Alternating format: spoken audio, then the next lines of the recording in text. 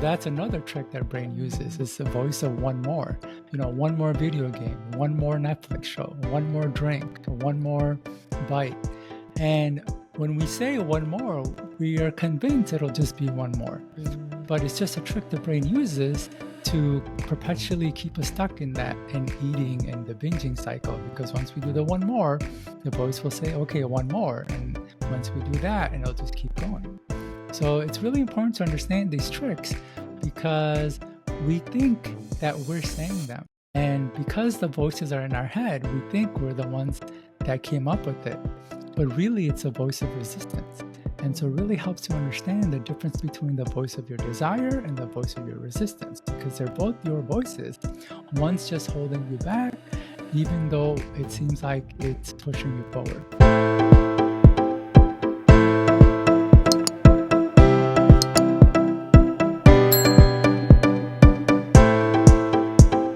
Today's guest is Kam Knight, a coach, international speaker, and best-selling author of a dozen books in the area of mental performance and personal mastery. He is known for bringing fresh solutions and insights that are a rare departure from traditional ideas. Because of his fresh perspective, his books have become the gold standard for their respected topics, helping over 500,000 people. When he is not coaching or writing, he is traveling, having traveled over 100 countries around the world.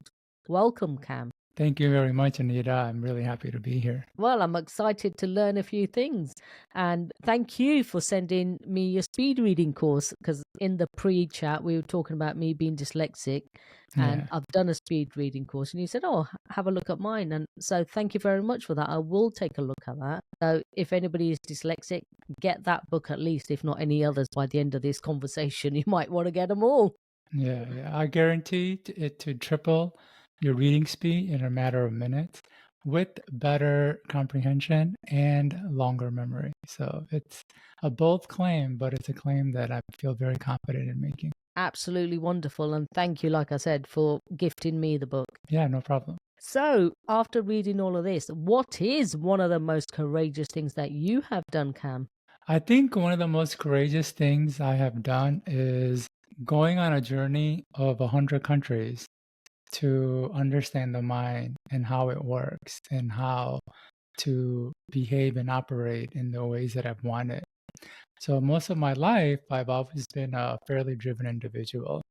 It's kind of hard not to be living in a culture and society with so much personal development content and everyone telling you to do more, be your best self, and reach for the stars.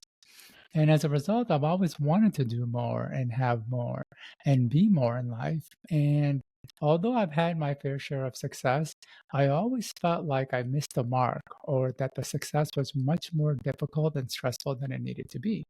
But more importantly, for a lot of my life, I had struggled with a lot of mental and emotional challenges, and I couldn't get past them. And so I made a decision to figure it out. I had a mindset that I was gonna do anything and everything to figure it out. And so it didn't start off as a plan of like, hey, I'm gonna travel to all these places, but it was just the idea of whatever it took, I was gonna learn about and understand what was going on so I could move on. And it ended up leading to such a large and inspirational and also very helpful journey that helped me not only encounter amazing people and experiences, but really learn more about the human condition. Wow, that sounds amazing. And I'm absolutely thrilled to have this conversation with you. Thank you very much. How did your journey start in mental performance and personal mastery? I know you just said you traveled to find out. Yeah, so more or less, I had always wanted to do more. I always wanted to be more. I always wanted to kind of accomplish more and have more in life. And like I said, I always felt like I missed the mark. And I didn't know why. And I always wondered, why is it if I know what to do, I know how to do it, and I have the motivation and desire to do it, for one reason or another, I can't or don't do it. And At the time, there were no clear answers. The best answers I heard was you need motivation or you need discipline Mm. or you have limiting beliefs. And yes, motivation, discipline, and beliefs are all part of the equation, but I always felt like there was more to it. And over the past 15 years, that question lingered in my mind. Every time I felt stuck, I wondered why. Why can't I get stuff done? Why do I keep spinning my wheels? Why don't I just do this dang thing so I can get the result that I want? And the more books I read, coaching I did, and seminars I attended, the more I learned about the complexities of the human brain. And over time, and with all my experiences, I began to realize hey, wait a minute, there's a part of our brain built to hold us back. There's a part of our mind designed to keep us from growing and making progress. And I call this part resistance. It's a brick wall that we hit anytime that we want to do something, but we can't, no matter how much we want to do it. So, what is resistance? How do you come up with that? Yeah, so more or less, resistance is the part of us that kind of holds us back and keeps us Mm-hmm. from doing things. And it's hard to imagine that there's a part of our brain that's holding us back, or there's a whole part of our brain designed to hold us back. But it makes sense when you understand that the part of the mind that allows you, that creates wants and desires, it actually works separately and independent of the part that allows you to act on that desire. So this is extremely important, and I'm going to repeat that again. The part of the brain that creates desires works independent of the part that allows you to act on that desire. So you have one part of the brain that's creating wants, and it's creating wants one after another. It Mm-hmm. doesn't check to see if you have the time, energy, or resources to do it. It simply creates the wants. Then you have this other part, which I call resistance, which checks to see if the want is safe or worth doing. And it's the part that makes sure that you have the time, energy, and resources to do it. And so anytime a desire comes up, that desire is evaluated by this part of the brain by resistance using a host of criteria. And if the desire, if it's not in line with any of the criteria, your brain will make you prevent action. And a great analogy would be standing before a panel of judges or a board of Mm-hmm. directors. Every want or desire that comes up must go through them. If even one of the members is against the idea, it will not pass. So again, it helps to understand that the part of the mind that creates wants works separately of the part that allows you to act on that want. And what's more is that both of these parts can get in our way. Our wants can get in our way, and so can this part that holds us back from our wants. And if a person wants to get over the challenges, it really helps to understand what these parts are, how they work, and how they drive our decisions and actions. Because if a person doesn't understand these things, it's usually why they're experiencing challenges. And when they start to understand it, it really helps them shine the light on like what's going on for them internally and why they keep finding themselves feeling stuck. And when they can understand, how that mechanisms are working, they Mm-hmm. can make the progress in their life. Yeah, that's really interesting because I'd understand the resistance part of it, but like you say, even your wants, you think because you want something, it's okay. That would Yeah. be easier. Yeah. Yeah. You would think that it's the Yeah, fact that you don't have wants that's keeping you from moving yeah. forward. But what's interesting, our wants can be the very thing that gets in the way of what we want to do. And Mm-hmm. that's because a part of the brain that creates wants and desires is completely unrestrained. It's Mm-hmm. creating wants one after another at a pace faster than anyone can achieve. And the only job of this part of the brain, which I call the wanting mechanism, is to create wants. And like I said, it's cranking out wants day in and day out at a pace faster than most people can keep up with. Mm-hmm. So you can think of the wanting mechanism as a simple on-off switch that gets flipped based on certain cues. If it sees someone with nice shoes, it wants it. The latest iPhone comes out and we want that as well. Someone attractive walks by and we want that as well. The wanting mechanism creates so many wants in a single day, no one person has a time, energy, or resources to achieve in a lifetime. Even if we lived multiple lives, we couldn't achieve, let alone enjoy all the wants that our brain is producing. That's because our wanting mechanism doesn't understand that our time, energy, and bandwidth are limited. It simply Mm. creates wants. Even while we're working on one want, it's creating other wants to chase. The wanting mechanism is the reason we buy stuff we don't need, crave things that aren't fulfilling, and why people cheat when they're already in a relationship. And it's also the reason why it's so difficult to do the work, because a mechanism pulls us in so many directions, it's difficult to move in any one. And so when a person is experiencing resistance or challenges moving forward, sometimes it helps to look at the wants first. And I just kind of gave an overview of the wanting mechanism, but there are many challenges that the wanting mechanism creates. So if you like, I can kind of talk about a few of them. Yeah, but one thing, absolutely, yes, please. But there's one thing question I'd like to ask you is how did you come up with this topic? It's fascinating. Yeah. I'm gripped. Yeah, I mean, I'll be honest, Yeah. this was a personal struggle of mine. All Most right. of my life, I had an overactive wanting mechanism. It's Mm-hmm. the reason I've traveled to 100 countries, written 12 books, and Mm-hmm. done all sorts of activities like snowboarding, scuba diving, rock climbing, yoga, dance, and so much more. My brain was stimulated by all the things there was to do. If I Mm-hmm. saw some if I saw a nice car, I wanted it. If I saw someone attractive, I wanted her too. And most anything I saw on television, I wanted as well. And the thing about it was that these wants were overpowering me. They were Mm-hmm. overpowering.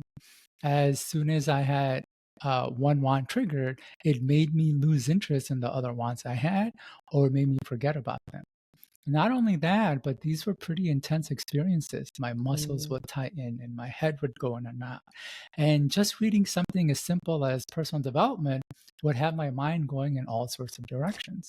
And so I learned I had to figure out a way to contain the wants. Mm-hmm. And the way I did that is by containing the triggers and stimuli. And by doing that, I was able to reduce the effects of the wanting mechanism, which allowed me to focus. Wow. But yeah, that's fascinating. So yeah, do tell me more about the criteria and the brain evaluates. Yeah. Yeah. So the criteria are more related to resistance. But when Mm-hmm. it comes to wants, I can talk about one or two challenges that our want creates. One of them is that it's called a strong want. Mm-hmm. This is where a person wants something really, really bad. This is also often referred to as a burning desire. Many Mm-hmm. coaches and experts talk about a burning desire and the importance of having one, but I would disagree. That's because when our wants grow, so does our resistance. A great analogy for this is actually Einstein's theory of relativity. One of Mm-hmm. Einstein's theory, the theory of special relativity, says that space and time are interestingly enough one and the same. They're not separate. So the three dimensions of space, north, south, east, west, and up and down, as well as time, are the same. It's the same fabric. In fact, scientists and physicists don't refer to space and time separately, they call it space time. Mm-hmm. And in many ways, our wants and resistance, they're one and the same. It's the same fabric. So when our wants grow, so does our resistance. And our resistance growing makes our wants grow even more. And that in turn makes our resistance grow even further.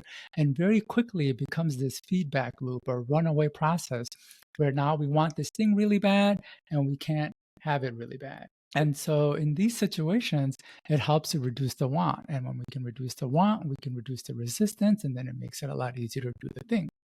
So going back to what you said, how Mm-hmm. can wants keep us from doing the thing that we want? Well, this is one of the reasons. And another challenge of wants has to do with immediate wants. This is where a person wants things right now or right away, and things aren't moving fast enough. What I tell people is most people can achieve most anything they want if they can be patient about it.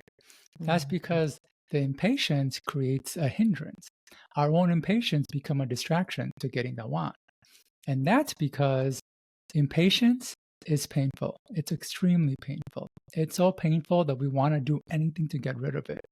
And because it's the want that's creating the impatience. We want to realize it just to remove the pain that it brings. So oftentimes we want something not because it'll be fulfilling and enjoyable, but just to remove the pain that it's bringing. And so this creates another challenge to our wants because we don't actually want the thing, we're just trying to remove the pain. Then it's an ongoing circle. Yeah, yeah. And like I said, it becomes this feedback loop. And unless we break the pattern, we kind of get caught in it. And all it does is really create pain in our lives without getting us to what we're trying to do. What else can cause resistance? Yeah. So first, I was really talking about wants, and now we can Mhm, get into talking about resistance if you like.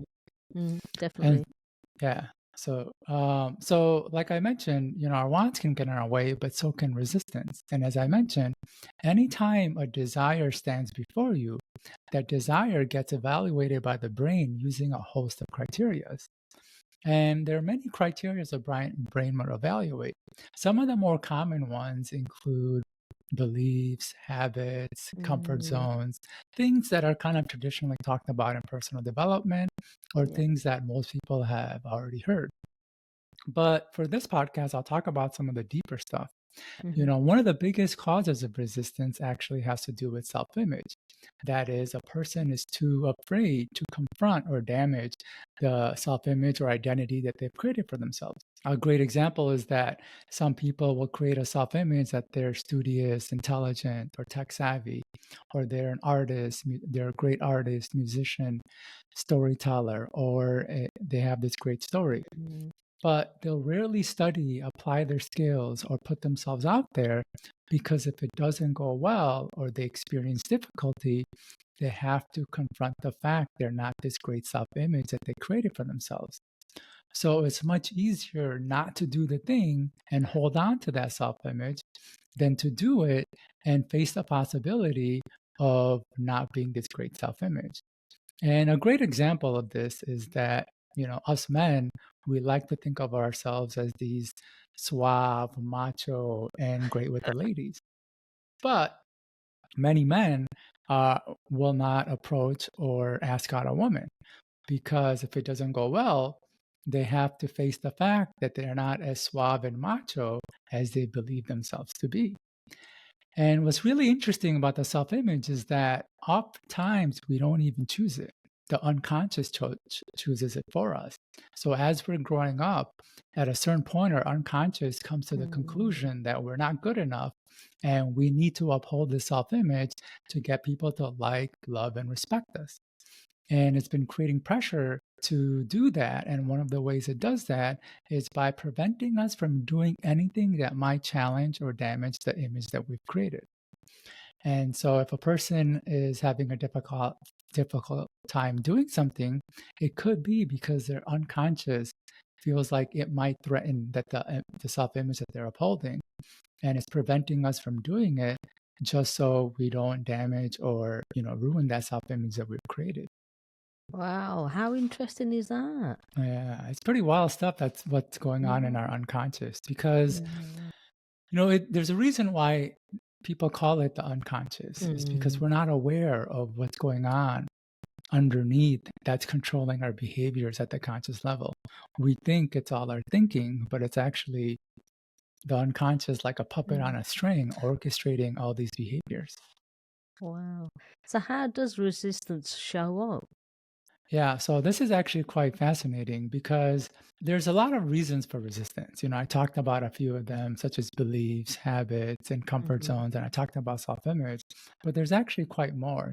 Some deal with core pains, others deal with authority issues, and more. And it's difficult to pinpoint the exact cause. Like it Mhm. requires understanding the human brain and psychology at a deeper level than most psychologists. But what's interesting is that when our brain stops us from doing something, it doesn't tell us that it's stopping us.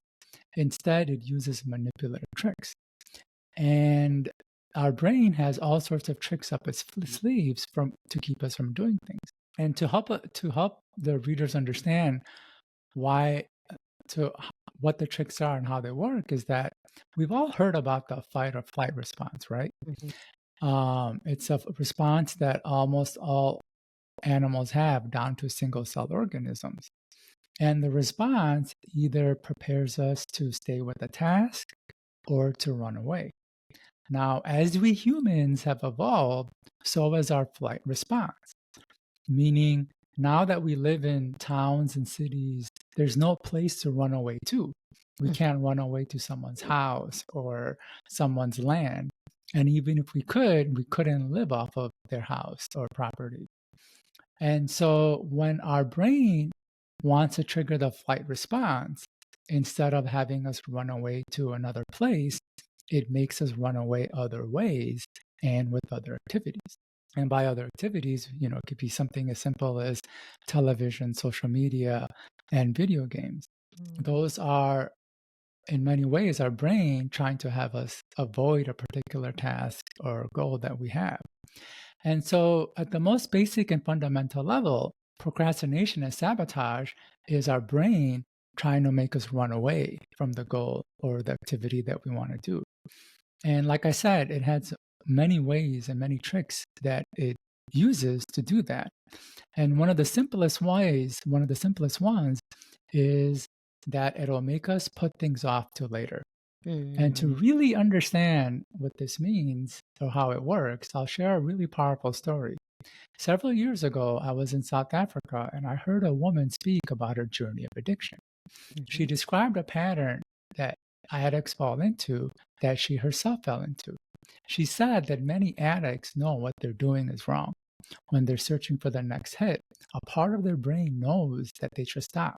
But they end up doing this really sneaky thing that keeps them perpetually stuck in their addiction forever.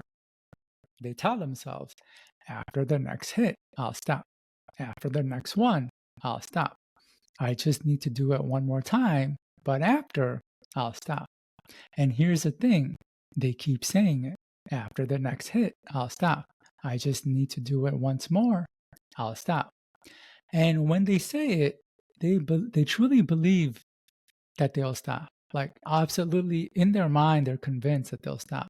But they don't. They keep saying after the next one, and they stay in that addiction for the rest of their life. I bring this up because I know for a fact every single person listening to this right now is doing this in some area of their life.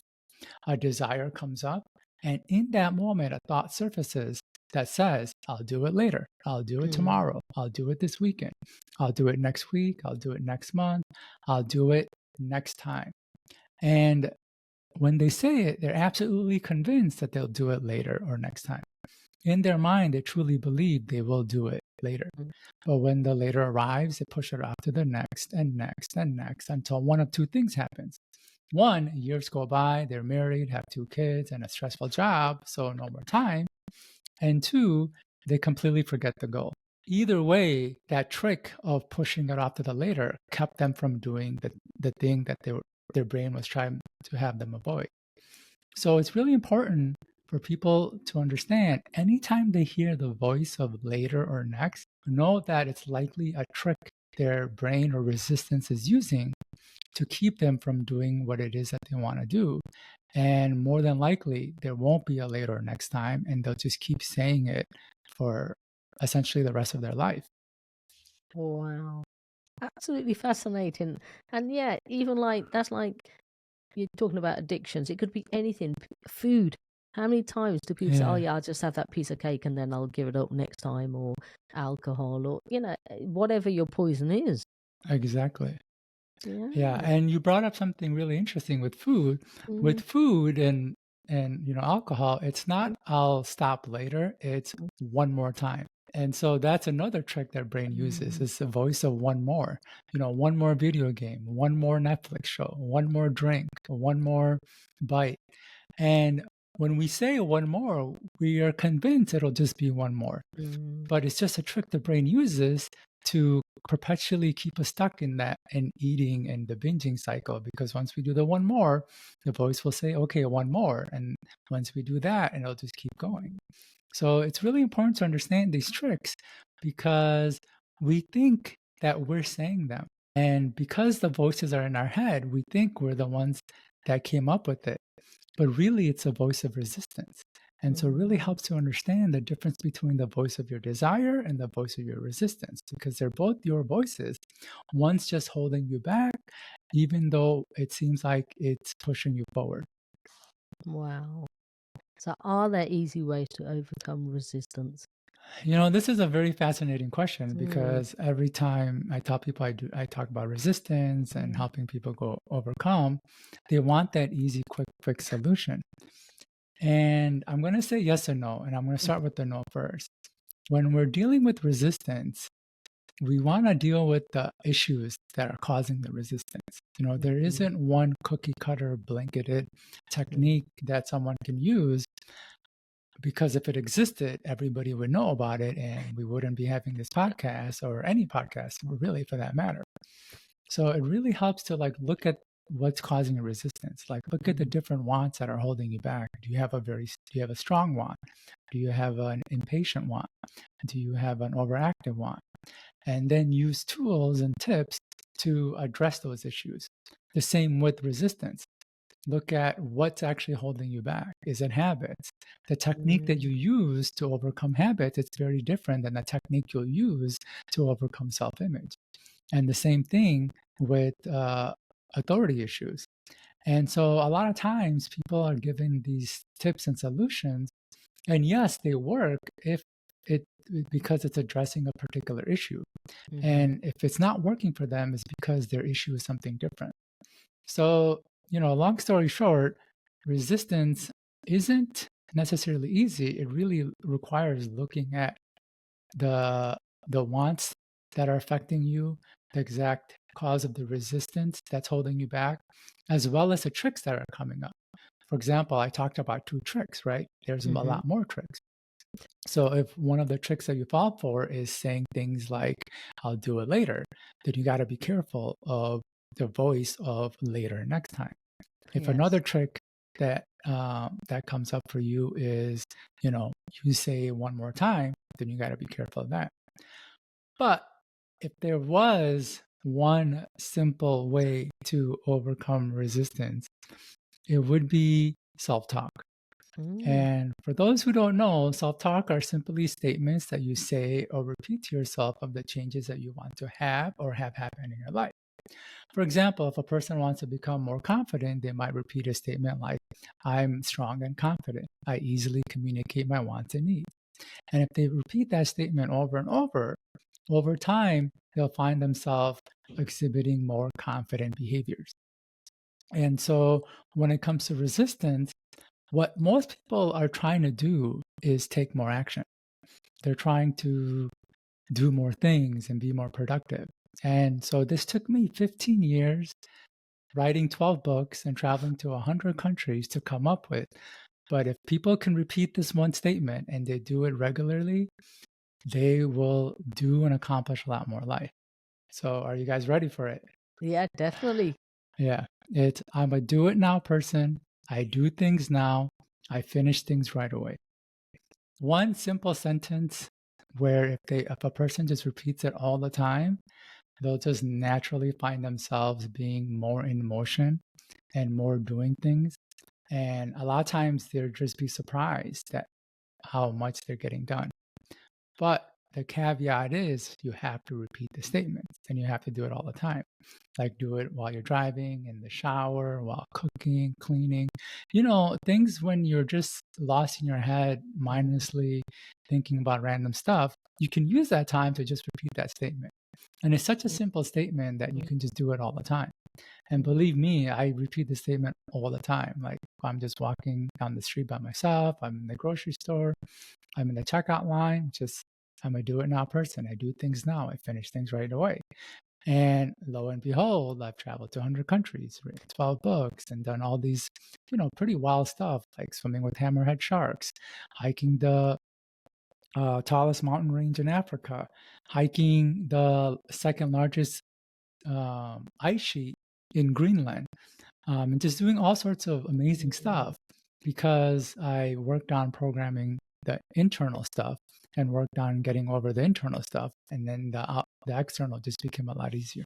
So just repeat that again for us to make sure we've all got that. All right. I'm a do it now person. I do things now. I finish things right away. Excellent. Yeah. Yeah, that's brilliant.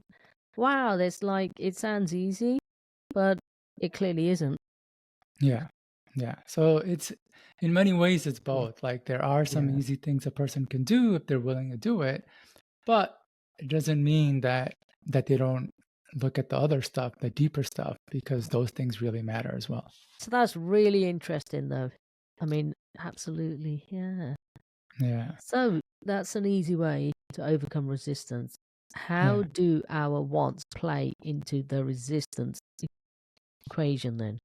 Yeah. So we talked a little bit about the Yeah. wants. And like I said, our wants can be the very thing that keeps us from getting them.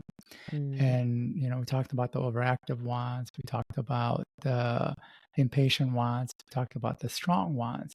But there's one particular want that I know everyone experiences because it's part of the human condition, and it really holds us back. And that's the conflicting want. So, as I mentioned, the part of the brain that creates wants and desires is completely unrestrained. It's creating wants one after another. It doesn't check to see if the want that it's created conflicts with another want. It simply creates wants. So a person can have two wants that's conflicting, meaning having one requires giving up another. A mm, couple examples of this include a person may want to find someone special, but at the same time, date other people. Or a person may want to become famous, but at the same time, have privacy. So there's a conflict there. yes. Having one requires giving up the other. Now, when a person chases both, they almost inevitably achieve neither. So Wow. it's important to pick one want and let go of the other one. In fact, it's really critical that a person let go of the other one. Because, like I said, when you chase both, even if you do achieve it, you can't go deep into either Mm, or find either of them fulfilling. Now, this is extremely challenging because the way the brain works is that when we do pick one want, it starts nagging us about the other one, wondering what if we went with the other one, and almost creating pain that we don't have the other one. And then as soon as we pick the other one, it starts nagging us back about the first one, wondering what if we stayed with the first one and creating pain to come back to the first one. And so we've all heard that quote, you can't have your cake and eat it too. mm, It really speaks to this part of human behavior and the wanting mechanism that creates these conflicting wants and that can literally like paralyze us if we aren't aware of what it's doing and if we don't pick one and realize that we have to give up the other if we want one of them. wow, that's so fascinating as well. Yeah, Like, yeah, I mean, this in itself is such a big topic. And yeah. yeah, it's really interesting. Yeah, the human brain is Mm, fascinating once we start going mhm, deep into it. mm, Unfortunately, not a lot of people are talking about it at a deep level. mhm, It's a lot of the conversations stay very surface. mhm, And I believe it's the reason people aren't getting the results they want is because they want these surface level solutions that make us feel good and feel mhm. inspired. But that's not really what necessarily creates the actions that we want. We got to go deeper. We got to understand things at a deeper level. And once we understand that, we can be like, oh, wow, now I understand why I'm doing Mm, this. Like, now I understand why I am not able to pick one thing because my mm. brain is always pulling me to something else. Or now I know why I get stuck in this conflict is because in many ways the brain is designed for that. And sometimes just the awareness, like hearing this, can help a lot of the challenges as Mm. the brain just lets go of it because now it's starting to see that, oh wow, I can't believe I'm doing this. And so yeah, this is really helpful to go deeper into things. Wow. So, Cam, what is one of the most important lessons you've learned over your life so far? Yeah, as it relates to this particular topic, is Mm, that wanting doesn't lead to having. Just because you want something doesn't mean you'll take the necessary steps to get it. And that's because we have a part of our brain that is designed to stop us and is actively working to stop us. And unless we understand what this part is, why it's there, how it Mhm. works, and how it shows up, we'll constantly struggle in our lives. And so I want people to understand that the next time they watch an inspiring television show or movie that makes them want to jump off their couch and do something with their lives, or they hear, some big personal development gurus say, yeah, you can do it. No, that desire is not going to equate to action. They have to understand that of what's going on internally for them to be able to do that. Wow. Fascinating in itself. Yeah, yeah. Cam, you have given us so many tools, daily steps to anyone that wants to start rebuilding mental performance. What is your key takeaway? Okay, my key takeaway is that when it comes to mental performance, you really have to start with the mind. You want to really start working on changing it from the inside. Because a lot of Mm, times people are trying to change the external by doing things, taking physical action, or, having feelings and sensations about things. But mm, it really starts with reprogramming your brain, because it's our mind that's creating all these different thoughts, especially these distracting thoughts that we talked about, like, hey, I'll do it later, or hey, one more time. And if we can change the programming, then we change the thoughts that come up. And mhm, the thoughts that come up will be the ones that are more productive and more making us do things in the moment, like, okay, let's do this now, or let's not focus on that distraction. And again, if somebody just wants something very simple, it just starts with self talk. And you don't even have to use the self talk statements I've suggested. A person can create their own self talk statements. And like I said, all you have to do is think about an outcome that you want and turn it into a statement and just repeat that regularly. And the more you repeat it, even though it doesn't seem like it's doing anything or that it will do anything, you'll be surprised at the changes that happen. And when the changes start coming, it's easy to want to stop doing the self talk. But that's when you want to keep doing more of it because, a lot of times our resistance hits once we've gotten to the next level. And if we stop doing what got us there, we start regressing. And that's another trick of resistance is that we stop. It makes us stop doing the things that got us the results. So if self-talk is giving a result, keep doing it and don't stop. absolutely. That's fascinating. Thank you. So, Yeah. where can the listeners find you online, your books? What's your website, Cam? It's very easy. People can just find me at kamknight.com. Cam as in KAM, KNIGHT.com. I've got a free gift for them. It's called 5 Ways to End Procrastination and Self Sabotage. And they can find my books there as well as my course. I have a course called Conquer Internal Resistance. And if you think this was a, going deep into the topic, we literally just scratched the surface. Like there's just so much more to our wanting mechanism, to the criteria the brain analyzes to see if we should do something. And people will learn dozens and dozens of tricks their brain is using on them right here and now to hold them back in life, even though it seems like it's trying to move them forward. So they can get that at kamknight.com as well. Oh, that's fantastic. So, if that's for you, go ahead and get that. Yeah.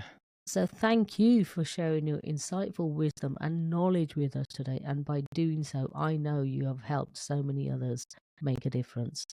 I really want to acknowledge you for that, Cam Knight.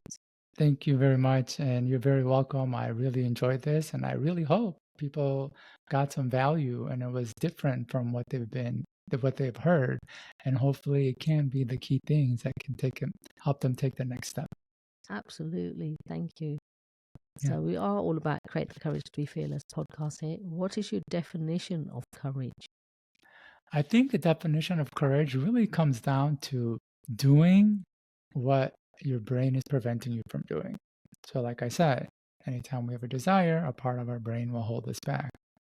And it takes courage to actually do that thing despite that part of you holding you back. And every one of us experiences this. We all have resistance. It's actually built into the brain.